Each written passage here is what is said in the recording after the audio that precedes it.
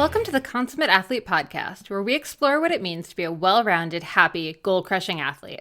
Every week, myself, sports journalist Molly Herford, and cycling coach and kinesiologist Peter Glassford interview experts and chat through all of your training questions. We're excited to have you along for the ride. Hello. Welcome back to the Consummate Athlete Podcast. Peter, how's it going? It's going well. We continue our multi-sport lifestyle, I guess. What were we doing this past weekend? Yeah, my June is just crushing it with every random sport we can think of. Okay. So I thought you were going to say like my legs were very sore from roller skating. Yeah, so roller skating was the event of this weekend. It was so fun. I haven't been roller skating since I was 16. So when our town had a pop-up roller skating thing at the curling arena, we were all in. So a bunch of friends went roller skating. We made it through with no injuries, which I feel like is pretty impressive. Some near misses, but we got there. Yeah.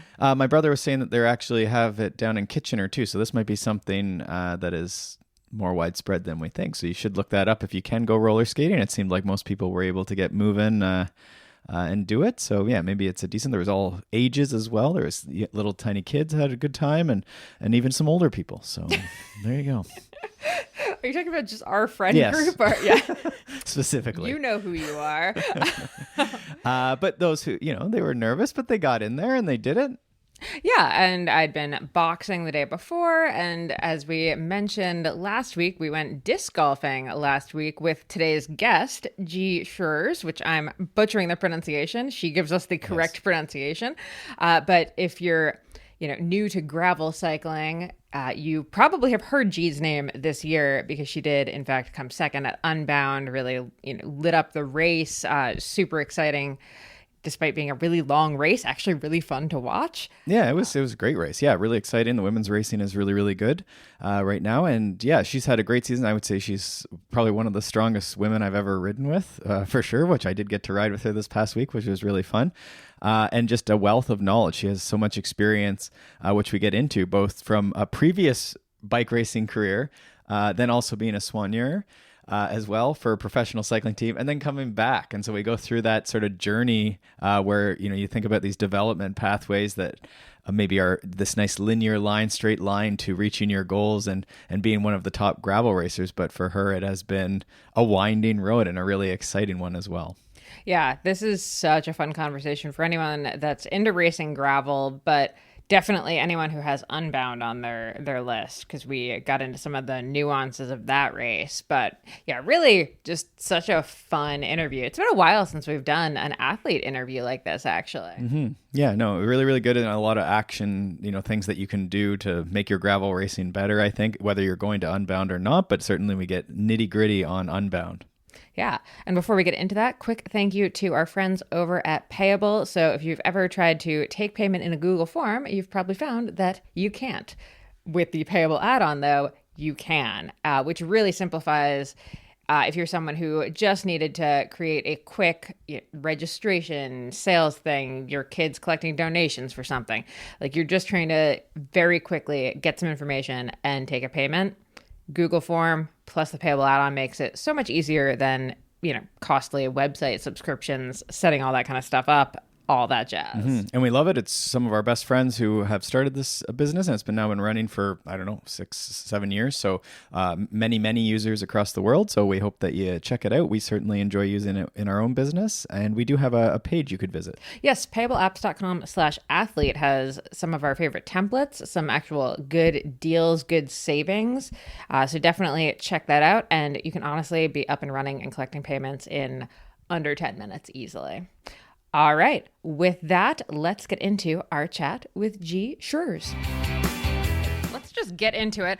First, I'm just going to have you pronounce your name for our listeners. Okay, my name is Gee Schreurs. Okay. Colloquially known, or like if you've heard her in the Unbound coverage as Gee Schreurs, I feel like is how commentators say it. That's how I'm going to say it. I apologize. It's perfect. I told my parents, they visited me a couple of weeks ago when I was doing an altitude block in France. And they said, yeah, if we knew that you would be like international or going international, we might not have given you that difficult name. Well, I mean, I think Gee is perfect. Gee I is feel like fine. it's very Yes. very memorable and Yeah. So obviously we have you on the Consummate Athlete Podcast today because we want to talk to you about your really impressive background in disc golf. Oh yes, disc golf Is where Yes. we're going with this. Yes, my new passion. Yes, up and coming. Yes. I mean, this is Consummate Athlete, and last week we found ourselves on a disc golf course with you, which is such a fun, pleasant surprise. Yeah. How was your disc golf experience? It was actually really good. I have to say the first 3 holes were pretty challenging. But then once I got the swing, I guess it's called, especially with my Dutch backhand, which worked really well for me. I was into it. It was fun. We had very different tactics, you and I. I had the tiny throw, and you had the Dutch backhand. Yeah, I mean, it was a lot of fun. So our friends, our mutual friend Jody and Laura here in Collingwood also know you from Girona. And so, yeah, they connected us and we had a wonderful half round of disc golf, which was fun to share that. And I would say I would recommend it as just sort of like a fun recovery, like joke sort of. I actually really, really enjoyed it because the last few months has been pretty intense with like the racing and the preparation and everything. And I was so grateful for Laura and Jody to invite me for the day to celebrate Laura's birthday. We went on a nice bike ride in the morning and then we played disc golf. And I said, like at the end to my partner, Andreas, I said like, man, this is what I miss so much. And this is actually what I needed. And I think it is good for us athletes to, if you always been doing the same things, to sometimes do something completely different. And this was new. And it's actually very big in Kansas, in Emporia, where the Unbound is. What? It's the second. So you had pre-practiced? Well, no, we see all these courses, and if you put Google Emporia, then 2 events are coming up. Wow. One is Unbound, and the second one is the I had disc no golf idea. tournament. Okay, so next year the double is what I'm hearing. You'll do Unbound and I then stay another Next week morning. and then Yeah. do the next morning tournament. it should be everyone needs to go and then we're gonna have this. Exactly, Okay. but I never played it, and I also no idea what it was. But I watched Cool. on YouTube the rules. Now, I think this relates. You and I just actually did a ride and connected, and we did workouts at the same time there, which was amazing. So thank you for bringing me along. But we were chatting away there about this was sort of one of your first workouts coming back after Unbound, and you had said you pretty much took a week off of training after Unbound. Yeah. Which is amazing. I think there's period because a lot of people listening have trouble taking time off. But do you want to tell us just a bit about that strategy and like the importance of that? Yeah, I think I feel like we're mid-season now, so the first part of the season is done, and with Traka and Unbound, there are 2 major big goals, of course, and big races. And then, like I said, it's also the mental part. What is hard? I mean, you're constantly focused and you're constantly preparing yourself, and I think I maybe needed more a mental break than a physical break. And I decided with my coach to take a full week off, and then I have now enough time till my next race. I have basically the whole month of June to prepare for the second part of the season. And it's, I think, good also to have time in a week off to reflect back on everything, and especially on the Unbound race, and just to disconnect from it and then continue. I'm so impressed by the week off because it's really hard. It is to hard. take a week off. And you said to me, like you were feeling really good, like I'm sure the watts were good. Like there was that, like it wasn't like you were just caving in that way, but you said like mentally, logistically, you had to get across up, North America back here. Yeah, exactly. I mean, like also all the traveling that adds up, of course. And then what I was mostly looking forward is just to be in one place and emptying my suitcase and just, wake up when you want to wake up and not having a plan. And it is not easy. I have to say, after some days, after 5 days, you're kind of like, maybe I want to move again. I'm gonna linger a little bit, ready to do something again. But I also know, it's going to be a long season, so I better enjoy now the time off. Yeah. Okay, so this is actually a really interesting thing because you're a gravel racer and like you're on the specialized off-road team, but like you're choosing your own schedule. So how do you pick your schedule? Because you can make it I mean, I know there's some races that are kind of key, but like how do you decide on what the schedule looks like for the season? Yeah, I still find that a little bit hard because I feel like it's still quite new for me, and especially with now having all different series in a whole gravel season. I mean, you have the UCI races, you have the Gravel Earth series, then you have the Lifetime Grand Prix. It's like, what do you commit to? Yeah, of course, we have a few races from Specialized they really want us to do. So that's easy. That makes it kind of easier. And then, yeah, I looked a little bit like, okay, I want to do at least one UCI because I need to qualify for the Worlds. Would be nice maybe to have a second one to get some more points for the start positioning. But that wasn't my main focus. And then, the Gravel Earth series is a really nice series, but also kind of hard in the same way because the races are all spread and not always in the right time. So I just sat down with my coach and with the team, and then we just I said like, oh, this is a nice race, this I would like to do. And then the next one I do is the Oregon Trail, but it's more like, because it's a 5-day states race, so it's a different impulse and different stimulation, I think, for the body. So that's why the coach said like, oh, it maybe will be good to add something like that and see how you respond to that. And then, go from there. Ooh, I like it. Okay. But speaking of stage races, we also have to kind of back up. Like, you are no stranger to bike racing. Like you mentioned, you're kind of like newer to gravel, but like you raced on the road professionally. Then you were a professional soigneur. Then you came to gravel. So like, give us just sort of the quick backstory. Seems like an odd development pathway, isn't it? I know, normally it's the other way around, no? You like, you finish your career and then you work for a team. Most of the time, not as a soigneur, because I think they still see that as a bit of the, the mechanics and the soigneurs as just, that are just the mechanics and the soigneurs. Well, I think like, well, without them, the team does not run. So anyways, I started riding my bike when I was 19. I played volleyball for a very, very long time. And I got into cycling, raced for a club team that year. And then I got picked up by what is now SD Work, so Dolmans at that time. That was my first year in like the UCI team. But I was studying, working, same time, because, you don't get any money. There was at that time, no one got really paid, maybe 10 riders in the world. In the female side, this was back in like the 2013, 2014-ish? No, even 2011 was my first year with Dolmans.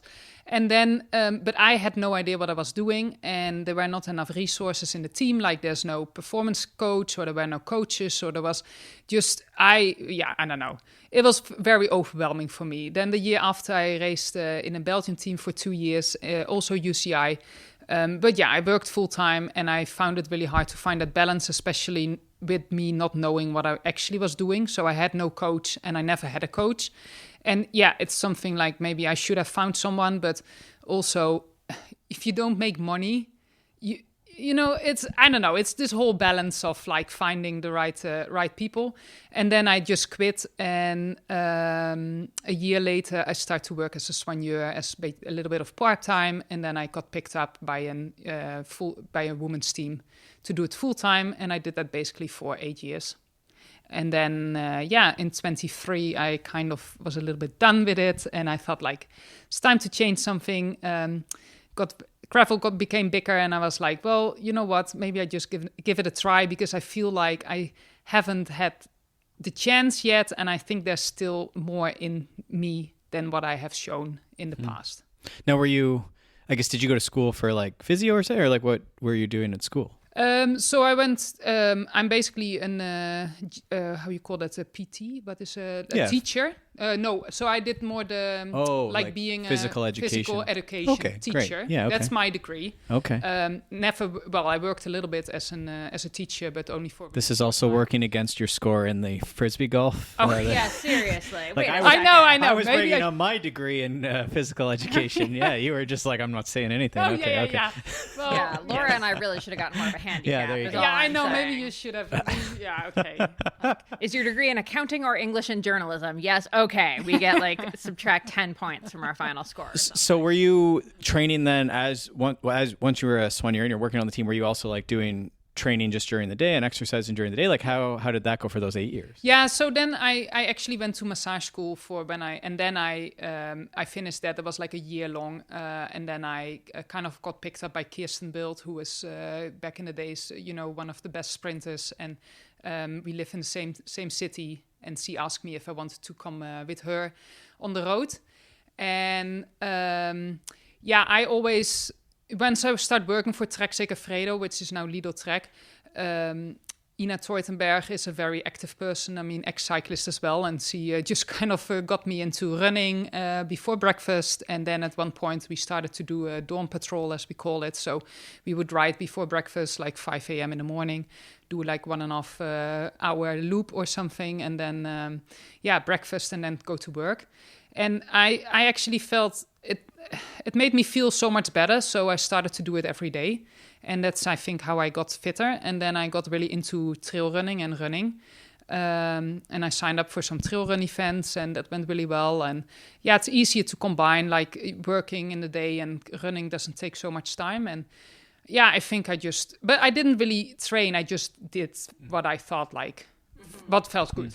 Yeah, we had the staff shuffle back when we managed a cyclocross team. It was like me and a bunch of the mechanics would just go out for little 5K runs in the morning because that's what you had time for. That's when you have the time, and it just feels good. Yeah. It is good for everyone to move too, because like you say, it's like such a full-on job. So yeah, we always try and like motivate a little bit of like get the physios or the soigneurs or whatever to be like, okay, like everyone's going to come out and we'll do something. Yeah. That's cool. Okay, but now I'm mad that you didn't come to our I guess you're like probably contractually not supposed to be trail running well in the middle of your season. I love to run, and I'm a kind of the first year when I started to do gravel, I actually still did some running in my training, but then slowly, that gets a little less because you're getting more tired or whatever. You have an important training session coming up.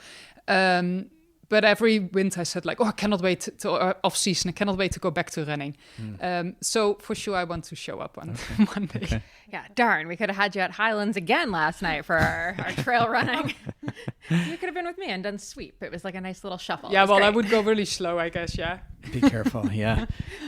So you just did Unbound. You did okay. Yeah, like Unbound. kind of I did okay. Yeah. Yes. I think we were so excited. You threw a couple of tacks there that were just like so exciting to watch. So I guess my question, I was telling you a bit about like when I race longer races, I find it like mentally after 2 hours. So do you have any tricks? Like, what do you do? Like, it's so intense in the first couple hours with the first selections and everything. Like, how do you stay focused throughout like 100 or 200-mile race, a 10-hour, 11-hour day? Yeah, I think for me, sometimes the longer distances are actually better. And that's maybe because I find myself sometimes a little bit of a diesel, so I need to have some time to warm up. And then after 3 hours, like, okay, yes, I'm ready to go. I understand that feeling. I think it's a lot of mental preparation you can do beforehand. And I kind of split up the races. So like you have 3 feed stations. So basically I'm not thinking so much about what's coming up. I just think like, okay, I need to go to the first feed station. That's where I see my staff group. That's where I get the new nutrition. So by that time I need to finish this nutrition. And then we go on the next block.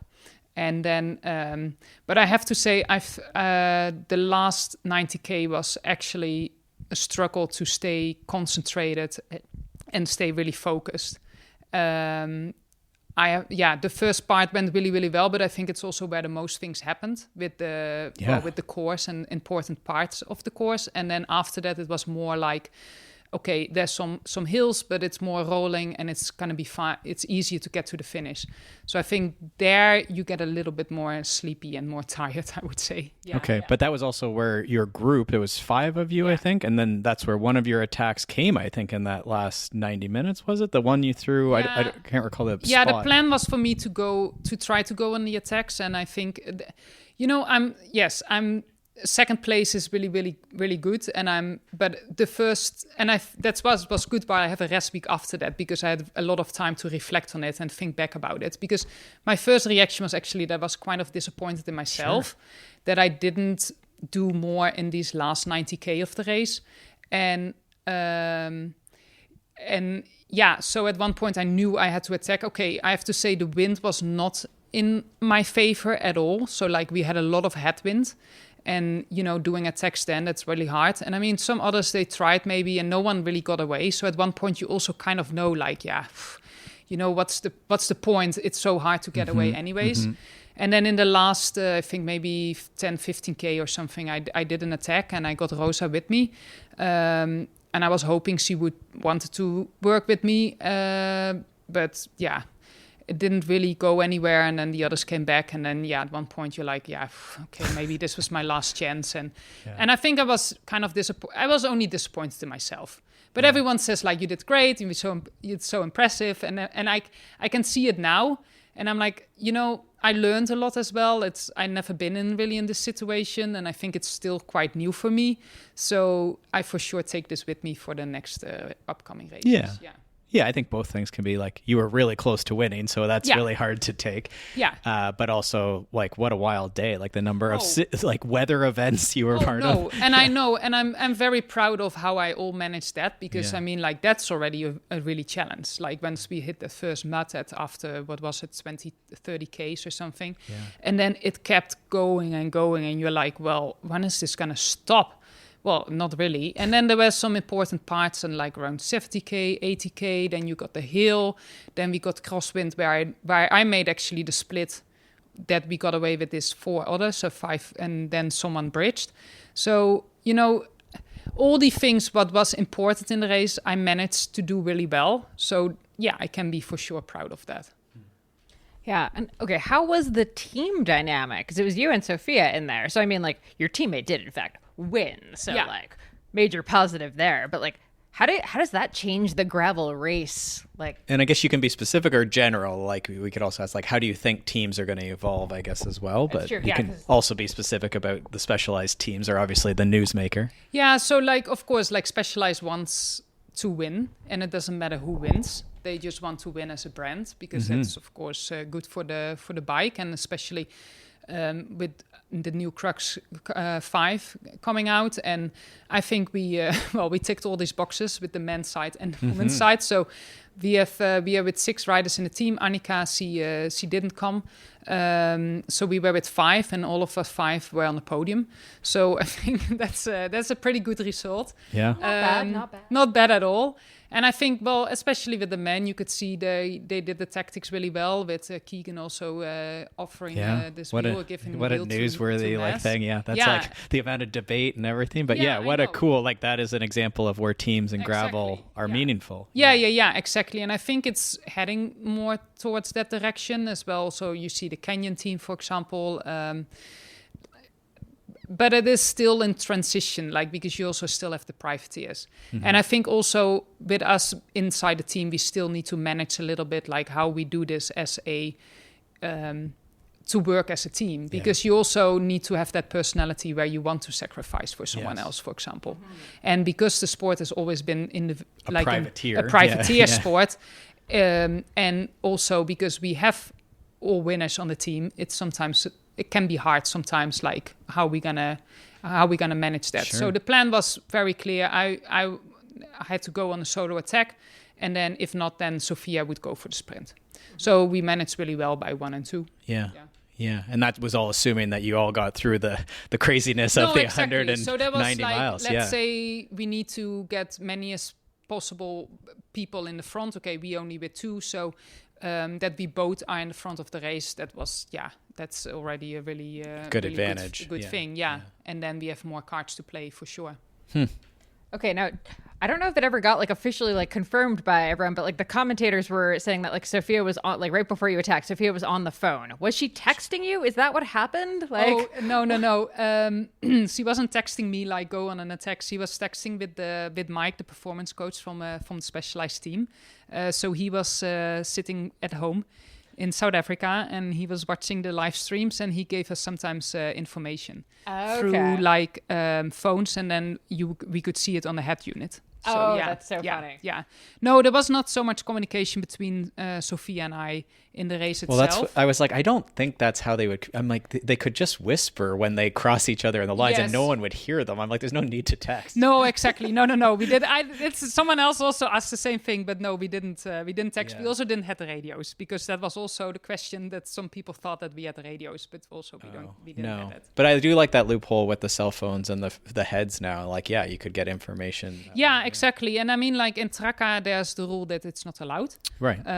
Here it is allowed, and yeah, it can help for sure because we knew that the men, they went out and that they hit that mud section, and I think a lot of men, they couldn't even go chaos. through. Yeah, like So- instantly stopped. Exactly. So now, Mike if they had a messaged- Crux 5, they would have had more clearance. Well, I guess so. Yeah, for sure. Exactly. Well, I got through. And the boys as well, so I didn't have to get off the bike. But it was nice to know, like Mike messaged, and he says like, heads up, be aware, like stay off the mud, and then just manage through. But I thought like, well, I will check what the other girls are doing, and because the women made it much better, I think. yeah, on the I don't whole. know. Yeah. I don't know if it Exactly. changed or something. Like, Well, we have to. Well, I think we only started 15 minutes late, and apparently the guys, they did a much longer neutral because the motorbike went wrong.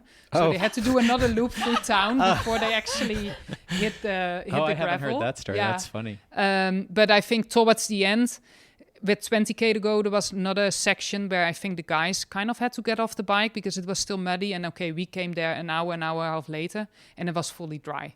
So yeah. Okay, so it That's- did. yeah. Amazing. Yeah, such a odd pockets of weather in that place. I know. Yes, we Okay. had a kind of all the weather. So now tires. Do you want what? This is always the question. What tires did you run at Unbound? So I had the Pathfinder 50s. Okay. And there's always this whole discussion, and it's every year the same, about the weather and what you're going to do. And are you going to go smaller? Or are you going to change to tracers? Or are you going to change to this? And I was like, you know what? I'm going to stay out of this because it stresses me out. And by the end of the day, it doesn't change maybe that much. So I trained on the 50s for the whole time on the Pathfinders. And I was like, I'm fine with this. I feel comfortable with this. I have enough clearance, so I stick to the 50 Pathfinders, and Yeah. it was a good decision. Yeah. And especially now because the clearance is so big on that bike that like that 50 probably had tons of clearance. Yeah, exactly. And I mean, like if you think like maybe if you go to 45, what is it? In the end, it's 5 mil. It's not You very maybe much. get 2 pedal strokes. No, I'm always amazed. Yeah, with mountain bikes, I was like hesitant to go from 2.2 to 2.4 because that's what we've used for so long. And then I Yeah. looked at it and I was like, it looks exactly the same. Exactly. And then maybe you get 2 pedal strokes further, but I mean, like Right. that doesn't. Right. So I'm like, no, I stick to the 50s. It's long enough to, Yeah, and that's with a lot of masters that we work with too. It's sort of like you got to just find the thing that works, and it'll mostly work for you. Exactly. And in the end, I feel confidence on that, and then I'm like, well, why should I change it? So Yeah, that tire is like probably one of the top 3 I would say that I see people using. yeah, And it's- I mean, like okay, of course I'm sponsored by Specialized, but I mean, I have to say it's a very, very good tire. No, I think a mean, lot of people use it who yes. like would prefer not to use Specialized tires. Yes, and exactly. Yeah, It's- which is the best endorsement. It is, Yeah. yeah. Okay. This is sort of a random tire question, but and maybe you already answered it. Like, say you had to race the whole season on one tire, Yeah, then I will pick the Pathfinder. still in a 50. Yeah. Okay. Yeah. Okay. Yeah. There you go. Do you want to hit up the rest of your gear questions that people always ask Well, about? So then the other one was like, are you guys waxing chains? Yeah. We use Silca. Oh, okay. Silca wax, and just basically we do the pre-ride just still on the old chain, and then they put the chain on the night before, and Oh, then wow. it's because I do a bit of a warm-up anyway, so then you break in the chain enough, and then it stays good. Okay. Wait, a bit of a warm up. Talk about that because So I you feel warm like, up for a 200-mile race. Yeah, I feel like a lot of people I know. do not realize this. No, I know, it's kind of crazy. So we stayed maybe 5.5 or 6 Ks out of town from the start line, and we all rode together with the boys and the girls all Nice. together to the start. Yeah. And then I just went up and down on the street a little bit, like just a few openers, because you never know. The thing is with gravel that sometimes you start so fast, and directly like high speed attacks and these kind of things. And like I said before, I'm sometimes a little bit of a diesel. And I thought like I need a few openers, even that it's a 330k race. But you know what? It will help me on the long run probably. So, and then I just spinned my legs a little bit on the rollers before I went to the start line. Yeah. Sometimes I think too with mountain biking, I like to like just make sure that like everything is fastened to the bike. So the openers are, yes, opening your legs, but also just the chain is I know. It is like these little things, like if the gearing works, if the tires are fine. Like even with the best mechanics, sometimes it's like, oh, just like something broke. I know, Sorry. and it can happen. Yeah. And yes, exactly. Yeah. And these, Yeah. it's always good to check these things. Okay. Yeah. We keep even in like 100 milers, like running. Running. I warm up. Yeah. Like, which sounds nuts because they don't even start that fast usually. But honestly, for me, it's more of a digestive thing. I know it is, and it is also kind of like you get your body awake and ready, and kind of like, okay, are we ready to do this? Exactly. And honestly, for me, like dump out a little bit of like the adrenaline because I get the world's worst race morning nerves. Oh, I'm like man. totally fine once it goes. And actually, on that note, how are you with race day or race morning? Yeah, they're always there. I mean, you feel it like your heart rate is more elevated and these kind of things. And it's trying to stay calm much as possible. So I've been working on, like, for example, just take a moment where I just check in with myself and try to cut out all the noises around me. But yeah, especially on a day like this, it is sometimes I have to say I'm more nervous the days before than actually the race day morning itself, because it feels like, you know what, everything is done now. I cannot change anything anymore. I just need to show up now. And it's almost a relief to be like, oh, thank God, exactly. we can finally get this going. Because on Wednesday I thought like, oh no, I need more days. It's coming too soon. I still feel like I need to do so many things. But then I was thinking, yeah, but if it was 2 days later, I would still have the same thought. So maybe it's better we get over this. 100%. 100%. And probably with especially the early start, you sort of like, at least now you can start going through the checklist or the like pre-performance routine of like, okay, wake up, have the cereal, have the whatever, Exactly. and then get out the door. And Yeah. So whereas the days before you're sort of like, well, I will sit here for 8 hours. Exactly. And trying to eat and everything. And you have much more time to think about it all. So it's nice to start. Yes, for sure. Actually, how was that transition? Because road racing, the races tend to not start at like early 5 o'clock, a.m., like 5 a.m. Suddenly now, like these races, you're up really early. Very early, some of the time. Yeah, I mean 6 o'clock is very early to start a bike really race. Early start time. I mean, like as a soigneur, you had times that you had to wake up early anyways, and especially with the women's races, sometimes they're before the men. If it was like, for example, the classics, we had that time when it was the Ardennes. I think they started at 9 already. So then for the soigneurs, they needed to be up before the riders. So, but yeah, for sure, it's very different. I don't like it at all. 6 o'clock race day. I mean, it's nice at 10 o'clock. If you're in the race, you're like, oh, I've done already 4 hours. That's great. But man, it is that eating at 3:30 in the morning and, Short night sleep. Short night of sleep because you're trying to adjust to like the times and everything. But you know how it's just really hard. Mm-hmm. So, it's not my favorite, but it is what it is. And because especially when the races are so long, I guess we need to go up early. Yes, absolutely. Okay, now let's get back to let's back out to training a little bit. Yeah. So Peter has Peter, do you want to ask this question about Unbound training workouts? Well, I guess, yeah, let's be specific. Like we could just be like, what do you do for training? But that's like a large can of worms. But as you came into Unbound, what would you say like the key workouts, like you were like, I will be ready for Unbound now because I did, like, is there workouts in your mind that like were really key for this like 200-mile ordeal? It's hard to say because people ask like, do you do how many hours you do in training on a bike? Yeah, and I'm like, my longest one was maybe, I don't think even before the before the Unbound. Maybe my longest one was actually only 5 hours. Okay. Or like 5 or 6 hours. Okay, well that's good. I always like to hear that because everyone wants to do like, I need to do 200. And you did do the Tracka beforehand. I did the Tracka before. But even before the Tracka, you didn't do an 18-hour ride. No, I was actually sick before the Tracka, okay. so that was a bit of a bummer. So I had for sure not a 6-hour ride in there. I was supposed to do, I think, 5 or 6 hours, and I cut it to 4 because I'm not feeling great. Mm-hmm. But I mean, the first year when I did it 24, I had a different coach at that time, but I did, for example, back to back. So like in the weekend, like 6 hours one day, 6 hours the other day. So then you have directly 12 hours. But I think, because of all the amount of training we do anyways, you're kind of ready for these long distance. And then I do sometimes, or I have to do in my last hour of a long training, then do the efforts. Or like do some in the beginning, then just keep riding for the time, and then in the last hour do like pretty hard efforts. Right. And I think that's also what's really helpful for like these longer races to get used to that. Yeah. Okay, cool. Yeah. Yeah, we have one that I use a lot for like Leadville, and then we call it the hard way home, where it's like you have to be on the wrong side of ideally a mountain, and then you have to get home. And Okay. That's kind of funny. and you can, it just like sort of forces you to do it, right?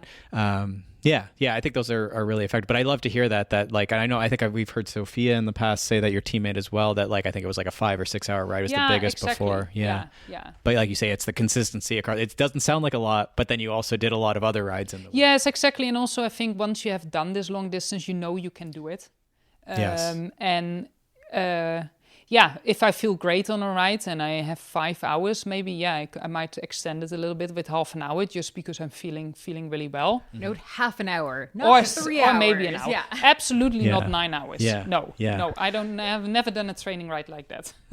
Interesting. Okay, well, that's always good. That's always like a good quote to be like, yeah, but this is what because sometimes the logic gets weird where it's like, well, the best people in the world with the best recovery do this, but then the rest of us with limited time and we're all getting older, so it's like the recovery isn't good. You also have to mow the lawn, and yes, it's exactly. Like, right? Yeah. It's like, why are we doing 9 hour rides?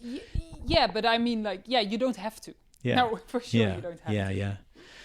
Okay, now you mentioned when you were on the road, you didn't work with a coach, and that was like not ideal. And now you do work with a coach. Like, talk about that. Like, what made you finally like go with like, okay, gonna get a coach this time?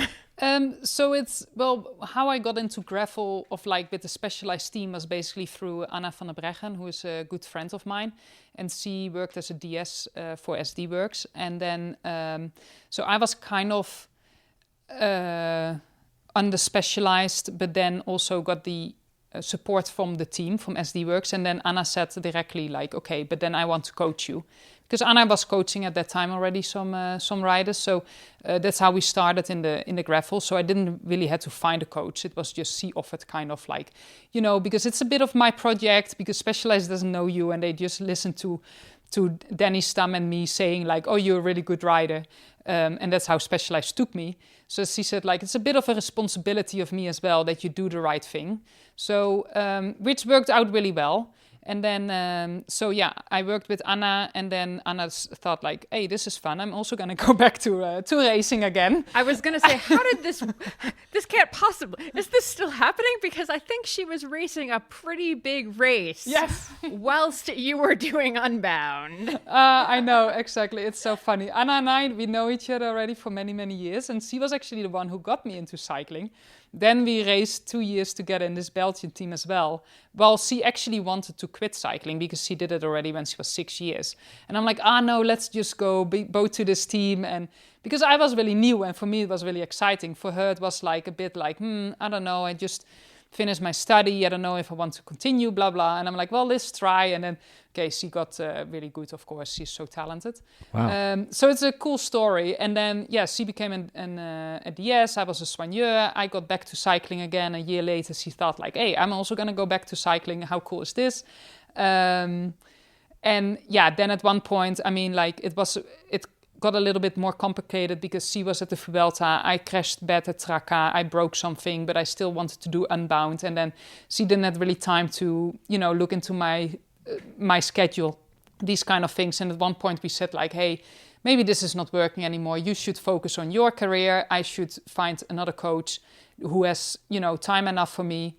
And then we kind of went separate ways. I mean, we're still really good friends, but she said like, I need to step back from coaching. So now I work with someone else, and that works out really well. I love this so much. I feel like, I wonder if part of her decision to get back in racing was seeing how much fun you were having. Yeah, I don't know, to be honest. I think we kind of had the same feeling about some riders in the World Tour. where she also thought like, I think I can do better. And that's what I had as well. Like I got a little bit annoyed with some of the riders, how they approached it and how they take everything for granted and not, but then complaining a lot. And I think Anna had the same thing. And she thought like, especially when Anna started and when Anna was really, really good, she didn't make the money as they make now. And she's like, I can actually make good money here, so maybe I'm going to go back to cycling. The sort of like 8 years or whatever changed things a little bit. Yes, exactly. So, yeah. Oh my God, I love it. Okay, and training-wise, we talked about you were doing some running. You still like the running, but it doesn't really fit in. What about other stuff? Do you do any strength? Do you do any mobility? What's like the rest of the week look like off the bike? No, I really like to go to the gym. And I also feel it's very important for me, very effective. Maybe it's because I sometimes say I'm just so tall and like this, I need to work a lot on my core that everything works together, like my long limbs and everything. But I just feel it's a very important to do strength training. And I feel... So I want to for sure do that weekly. I also did, for example, on Wednesday before Unbound, I still would go to the gym. And I feel like then 2 days later, 3 days later, I feel the effect of it. So yeah, for sure, strength training, do mobility, like to stretch every night. Do it sometimes in the morning as well, just to keep the body moving.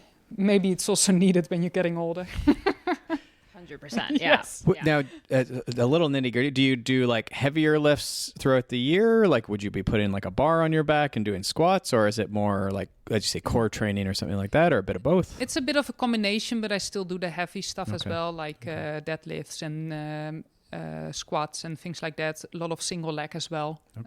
Lunges, things like that. Yeah. Nice. Yeah, and I think it's just low reps and high weights, and that works pretty well for me. Which is like, I think sometimes I like, you'll see people and like they should know that, and you're like, but then they're like going up and they're like, oh no, it's in season, so I'm going to do like 10 reps, and you're like, that's a good way to get sore if you start doing like more and more. Yes, right? exactly. Yeah. Which is almost, I could see why they think that, right? That like heavy weights make you sore. You're like, but if you just don't do a lot, it's usually not, it's so bad. Yeah, exactly. And I think in the off season, just the months leading up to the first races, I try to do sometimes 2 times a week, right? Because you have a bit more time and think and all of it. And then to maintain it, it's sometimes hard because you're traveling or racing and these kind of things. But I always try to find a gym somewhere. Which does take a bit of effort, but I think it's worthwhile. Yeah. For me, it feels really good, and it's also nice to do something different. Yeah.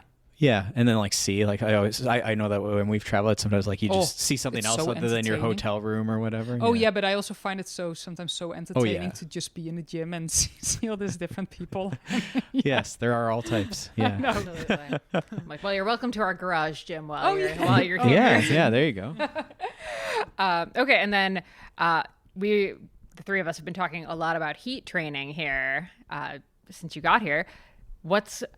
What's your like heat adaptation strategy right now? What are we up to? Well, I was saying to Peter as well today on the training, like it's pretty new for me, and I sometimes think like it seems like it's also a really big hype, like everyone is doing it, and then you know how it is on Instagram, everyone sees it and thinks like, oh, I need to do the same thing. I have done a little bit, but not. Nothing too crazy or nothing to like very make it like a whole period of doing heat training. But now the coach said like we should try to do some more, because also you're going to Oregon, which is not super high on altitude, but it's still a bit of an altitude. And to be honest, it really helps if you're well adapted to the heat in training for sure and racing. So it's kind of new for me, but I mean, I didn't do anything last year. I only start this year with a couple of times, and it will be this period a bit more controlled and more often. So I'm really curious about the effect of it as well.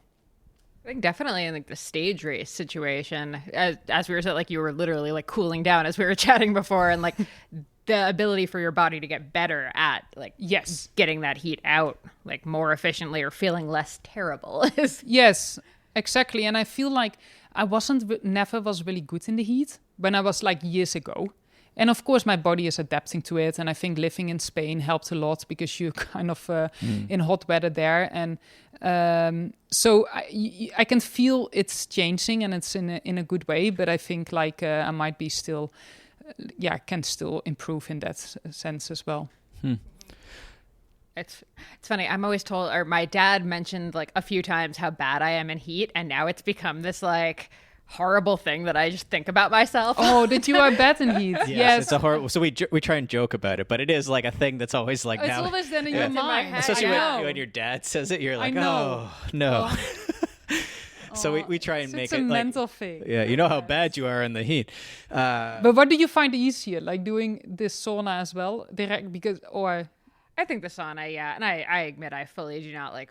I have not fully embraced the heat Like heat adaptation, training. like full on training. I'm a casual heat adaptation. Yeah, I feel like person I'm at also best. still casual. I know that my teammate Mass, I was saying to Peter as well, like he is really, really into it, but already the whole year, and it seemed to work really well for him. But I think it asks also a lot mental strength, because it is just really hard. Like I love to sit in a sauna. Did I love it today? No, not really. After my 3.5 hour ride with efforts, no, because it's very uncomfortable. But I mean, some people, they just really love it and they just go full in, and it works really well for them. I think for others it might not, but that's you know, we all different, so let's see. Yeah, the last few days with how hot it's been here, I've been more inclined to go from my run to the cold outdoor shower versus the get hotter in the sauna situation. Well, good for you. I would do the same thing. Yeah. Well, we'll go swim after this. At least I know that in Oregon we're staying sometimes near a river, so then at least I can cool down after the race. Yeah. Nice. Okay, the important question that we haven't asked yet. You're from the Netherlands. How have you not raced cyclocross yet? How is this not on your like list of sports to do? To be honest, I mean, I had a cyclocross bike because, like I said, I was working full time. So then sometimes you had to do the training at night. And there was from the club, they did a cyclocross training. So I joined them. So we would go by bike to the training, which was maybe an hour, and then do your training of an hour or two, and then go back by bike, all in the dark. But I think I was just so bad at it that I thought like, I did one race because Anna did it, and I was like, okay, cool, I'm gonna sign up to. Well, it was a joke for me. Crashed a million times and whatever. So I thought like, okay, no, this is not for me. Also, I think it's just so short that by the time I'm warmed up, we already finished. So I don't know. I mean, I love to watch it. Do I like to do it? Not that much. You know what? That's realistically probably how I feel about cyclocross. Molly's the biggest fan, but yeah, we'll biggest see. fan. But You need to be technically good as well. And I just don't feel like I have the skills. And maybe if I would put a lot of effort in, yes, I would for sure get better. But me starting at that time, I'm like, whoa, these kids, they have done it since they're 6 years old. That's true, yeah. Yeah. Although clearly you have skills that would apply to cyclocross, given the mud at Unbound, given some of those sections and everything. Like, it didn't seem like you had any moments of struggle there. No, I mean, for sure, like I said, you get better in it by doing it, for sure. And I feel in the gravel, I'm fine, I'm good. I mean, like, I'm not the best one. I know other riders, I'm technically much better, but I'm still kind of well in what I'm doing. Maybe it helps because, okay, in the Netherlands, you grow up with a bike, in a city bike, which is different. But I mean, I don't know if you ever rode your city bike in the Netherlands, but it can be very chaos. And there's a lot of corners and this and that. And you go for the city, and then sometimes you have a friend on the back of your bike, and you know, and so you for sure maybe learn subconsciously kind of skills as well, which I can apply maybe now in the gravel. And I think I'm not super afraid for downhills and things like that. I actually enjoy them. So yeah, these skills are fine. But if it's really technical, then no, I'm out. I remember seeing like just even like, you know, an older person would like roll up on a bike to the supermarket and they'd like do like a cyclocross dismount and just like put their city bike into their, and I was like, wow, like, you have to teach people this all the time. And it's just the average person is just busting it out in the middle of the Oh city. yeah, I mean, I don't even thinking about it. Yeah. But yeah, exactly. Yeah. Okay, last real question here is best advice for someone who's doing Unbound for the first time, because again, it's like it's the bucket list race. It's it is. I mean, like, it is a really, really, I really like Unbound, and I don't know what it is, because it is special in its own way. My advice is like, just always keep going and keep pushing, and you always go through hard moments, but you can go through that and suddenly you find yourself in a really good moment and where you really enjoy it. And just never give up. I love it. Moment to moment. Yeah. Excellent. Okay. Peter, any last? I think that was fantastic. Yeah. All right. Where can people find and follow you? So it's Gee and then Schreurs, which is a bit harder. But I think if you put on Instagram, We'll put a link in the show notes. Yeah, that's better. I mean, I'm not super big on social media, but a follow is always nice. Yeah. You have a great Instagram. Everyone should go follow you. Thank you so much. This was so fun. Thank you. Thanks so much for tuning in to the Consummate Athlete Podcast. If you want to hear more training, racing, and endurance sport advice, make sure you subscribe to the podcast and leave us a rating and review. You can also subscribe to our newsletter at consummateathlete.com for a weekly dose of inspiration and advice straight to your inbox.